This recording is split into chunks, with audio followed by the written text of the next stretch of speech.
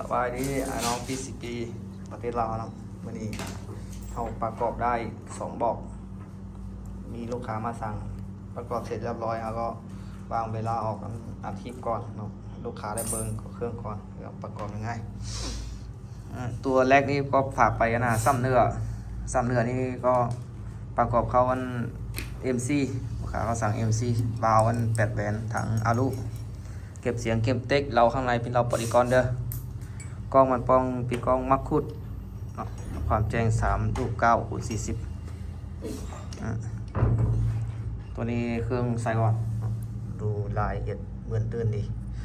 สปริงคอนข้างในเราก็เปลี่ยนแล้วเนาะอัพเกรดให้ลูกค้าแล้วลุมนี้เราเซ็ตให้เรียบร้อยเนาะเดี๋ยวเราถ่ายคลิปเสร็จแล้วจะเติมขึ้นฮอตซาวลูกฮอตคลิปสาวนี้เราป่าไปขึ้นนึงข้ามมืออื่นมันบ่ฮู้ลุมเลขมันบ่ไหลบ่ตกเราจะใส่กล่องผักไปลูกค้าเด้อเรานี่เป็นเราปริกรยาว50 เซนเด้อให้ลูกค้าเบิ่งจุดท้ายมันขึ้นเนาะโอ้งามลายตัวนี้นี่ครับประกันเด้อครับประกันปีน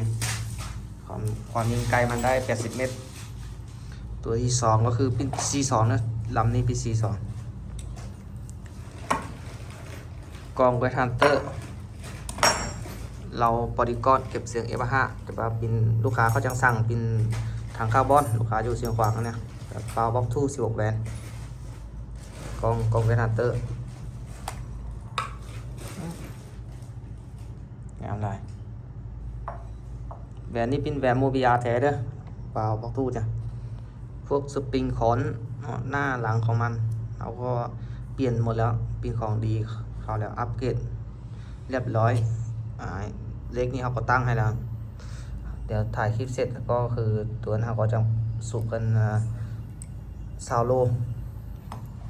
สูบขึ้นซาวโลสูบขึ้นได้ซาวโลเขาจะปาไปคืนหนึ่งลุงมันว่าลุงเนี่ยเขาจะฝากไปลูกค้าเด้อลุงเลขมันว่าไหลเดี๋ยวเขาจะฝากไปลูกค้าหลายญาติตัวยี่ยิงไกลได้นะ100 เมตรเรานี่เป็นเรา40 เส้นเด้อเราข้างในก็เป็นเราบอดี้กอนละถ้าลูกค้าในสนใจก็แซบมาเบอร์แอปเขาเด้อเราจะติดเบอร์แอปอยู่ในคลิปนี้เนี่ยถ่ายคลิปไปลูกค้าเบิ่งเครื่องเรียบร้อยแล้วเนาะแล้วก็ขอจบคลิปตรงนี้นะฝากกดไลค์กดแชร์กดติดตามเอาเด้อ